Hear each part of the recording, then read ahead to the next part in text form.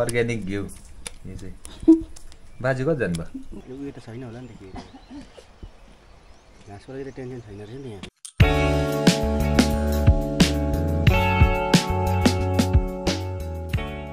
सबजना सुतिरहेको छ हो हो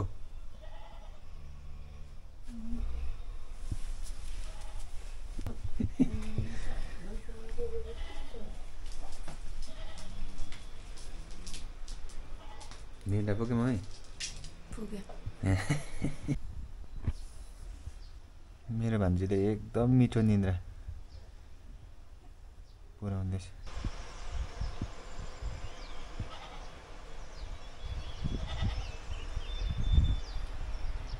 अहिले भने म मामाको घरमा छु बोजूहरूको घरमा है गुड मर्निङ सबैजनालाई अनि धेरै दिन बादमा वेलकम ब्याक हैन अनि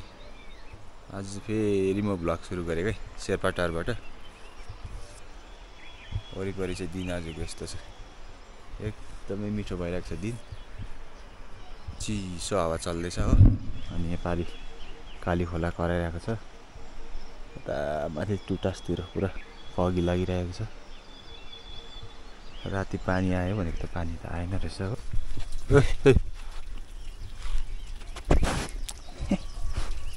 यो चाहिँ कतिले हुन्छ होला नि ठुलो भएछ मोटो खालको रहेछ नि सो अब भने चाहिँ तपाईँहरूलाई म यहाँबाट पास्टिन कमान देखाउँछु है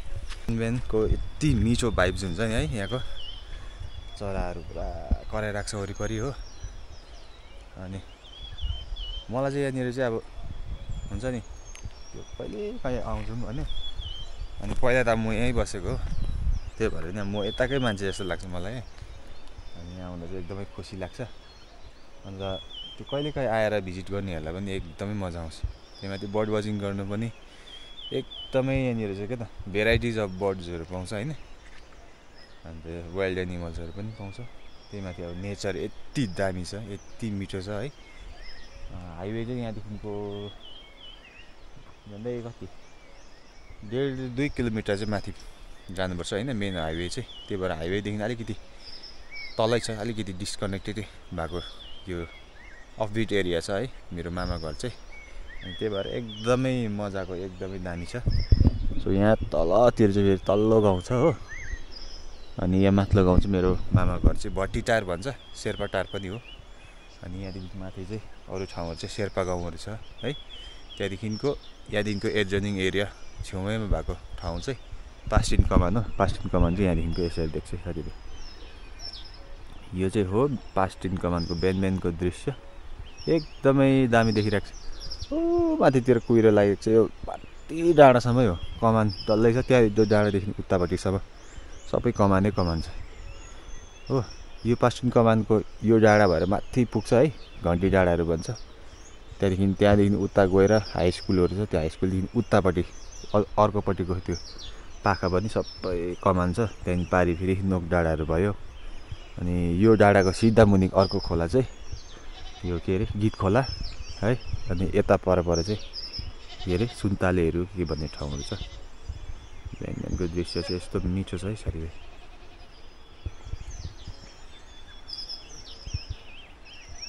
कति पिसफुल हुन्छ कति मजा आउँछ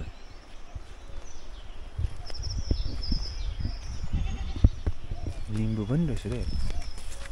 खोल्दै रहेछ त निम्बु त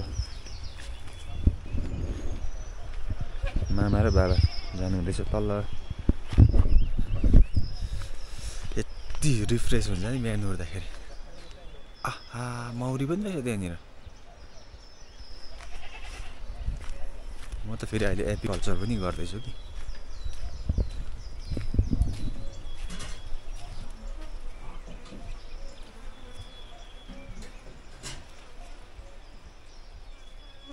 तपाईँलाई बाख्रा देखाउँछु ठुलो बढे सेतो खालको बाख्रा त्यहाँदेखि चाहिँ मुख धुनुपर्छ मजाले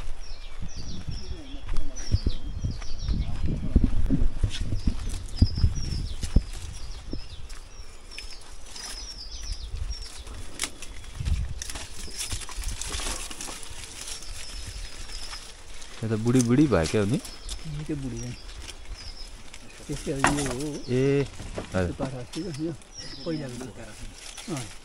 यसकै यो नानीहरू सबै यो उयो र यो बोका र यो हो ए हजुर पहिला पनि माथि छोडेको अरू त अरू यो खसेको सेतो सेतो बाख्रा खा खा बाख्रा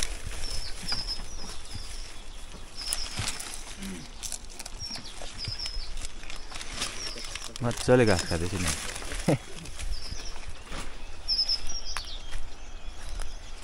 युना बसिरहेको छ 2टा 3टा 4टा युना भन्छ यसलाई कि श्रीट्याउ पनि भन्छ हामीले चरा पहिला कुदाइ हिँड्दा चाहिँ त्यस्तो भन्थ्यो नि गोरपिस फुलेको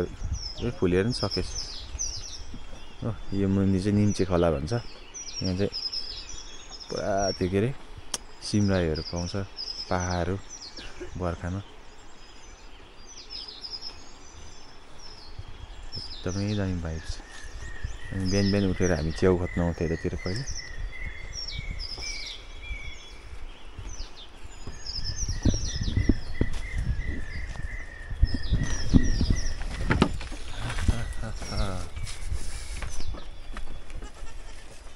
आँखा पनि कस्तो कस्तो भइरहेको छ मुख पनि धुएको छैन नि त हो सिधै सानो भिडियो रेकर्ड गर्दैछु साथीभाइ लाइक सेयर सब्सक्राइब अनि फलो है साथीभाइ त्यही छ अब मुही खानुपर्छ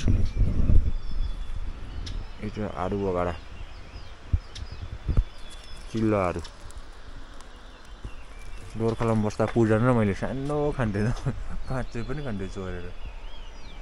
सानो बदमास गरेर क्या पुरा फलिरहेको छ यो फुल पनि दामी फुल चाहिँ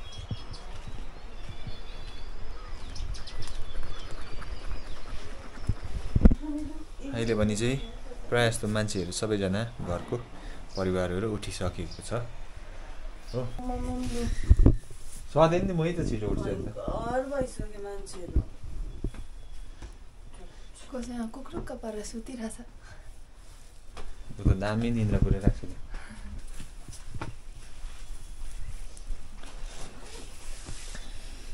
घाम निस्के अब फेरि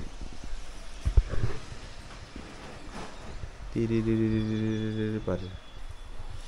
अब यहाँबाट चट्ट बाहिर निस्किँदाखेरि चाहिँ साथीभाइ अहिले चाहिँ मैले जाडो भएर ज्याकेट पनि लगाएको छु घाम पनि निस्किँदैछ यताबाटै पछाडिबाट अनि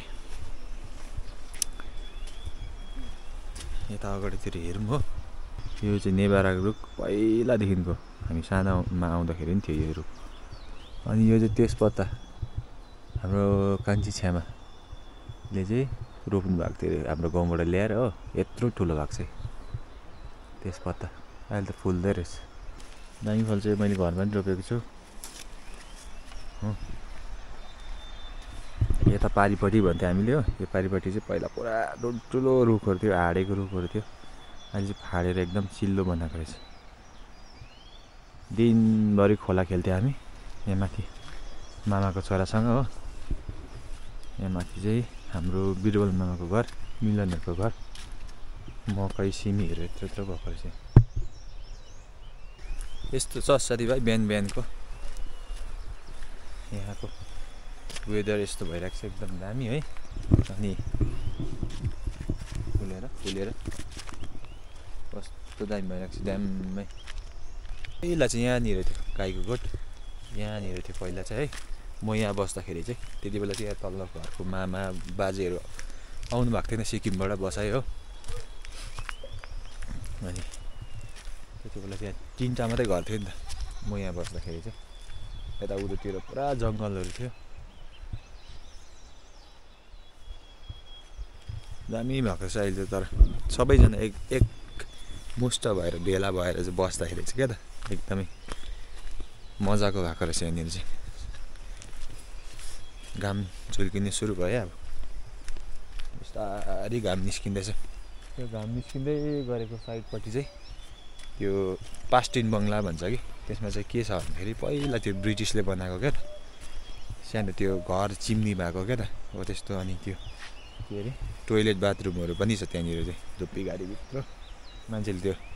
अनलाइन सिट रोक्छ क्या म पहिला कुवा पनि बसेको नि त कुवा पनि बस्दाखेरि चाहिँ म त्यहाँबाट बाजेहरूसँग है काम गर्दाखेरि जङ्गलमा जान्थेँ परेङहरू ल्याउनु त्यो बेला चाहिँ मैले त्यहाँ देखेको त्यो एकदमै पुरानो तर अहिले पनि छ होला अलि चाहिँ जति सक्दो मलाई लाग्छ है अनि यही छ बिहान बिहानको मिठो भाइब्स अनि अपडेटहरू हो उयो त छैन होला नि त के घाँसको लागि त टेन्सन छैन रहेछ नि यहाँ छैन छैन त्यतिर होइन यहाँ फरेस्टमा जति बाहिर छ घाँस त्यही त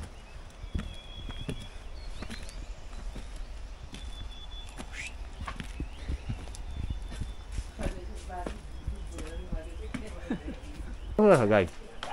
चावल चावल अम्मा हो के हो गाई जोडा माउ जोडा बाँच्छ एउटा अस्ति तल दिनेशलाई देख्छु त्यसले गोरु बेच्यो हो एउटा कसले दिपकलाई देख्यो यस्तो खालको झाडु त उयो उतापट्टि पाउँछ नि हाम्रो पनि भएको रे एउटै हो र उयो उतापट्टि पाउँछ हौ अहिले उखाल्नुपर्छ खोजेर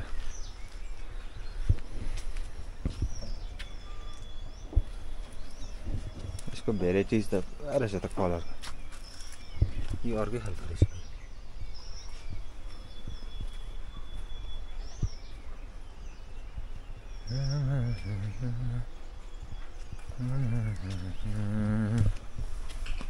उयो लाग्दैछ यता हेर न हेर त मनिष तेरो बहिनी यहाँ पुरा कपाल भिजाएर हिँड्दैछ बोजुक पाला हो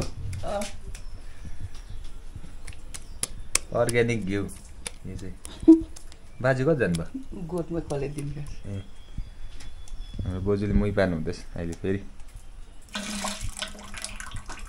यो चाहिँ कहाँबाट ल्याएको बोजू यत्रो ठुलो बाँसको यो यो उँधो निम बस्तीबाट ल्याउँछ त्यो हुँदैछ हौ यो बाँस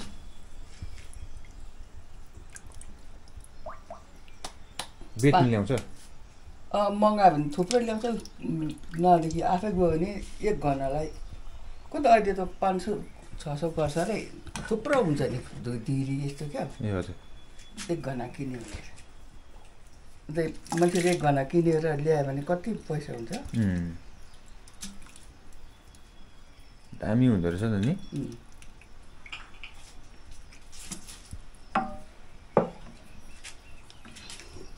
मौरी पनि रहेछ त्यहाँनिर त उयो कसले ल्याएको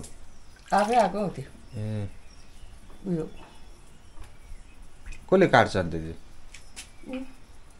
कोहीलाई मामाले काट्छ कोहीलाई माथिको अन्तर बाजेलाई बोलाउँछ दरले यहाँ डराउनु हुँदैन मेरो त 4टा बनाइसकेको छु मैले हजुर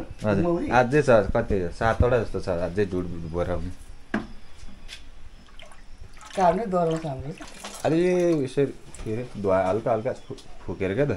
उता भित्र पसिहाल्छ हो छेउछेउको मह भएको चाहिँ निकाल्नुपर्छ बिचमा चाहिँ बच्चा हुन्छ नि त्यस्तोमा चाहिँ डराउँछ एक मान्छे डराउनु केही गर्दैन राति मात्रै हजुर अँध्यारो ल हेरौँ साथीभाइ अर्ग्यानिक मुई चाहिँ यसरी पार्छ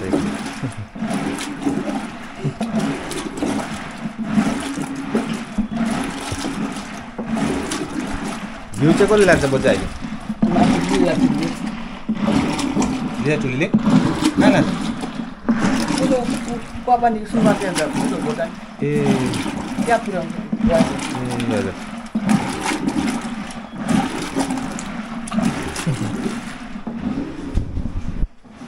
मै पार्नु हुँदैछ बजुले मजाले यो रातो माटोमा चिप्लिन्छ फेरि कहाँ जानुपर्छ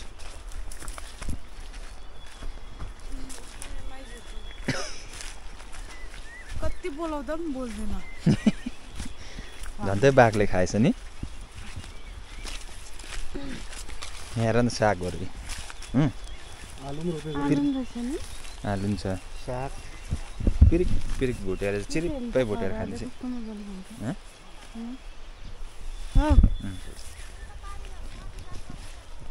ल कतै जाब कतै उहाँसम्म पुगेर बोलाउँदै बोलाउँदै बोल्दै को माथि गएको थियो हामी डाँडामा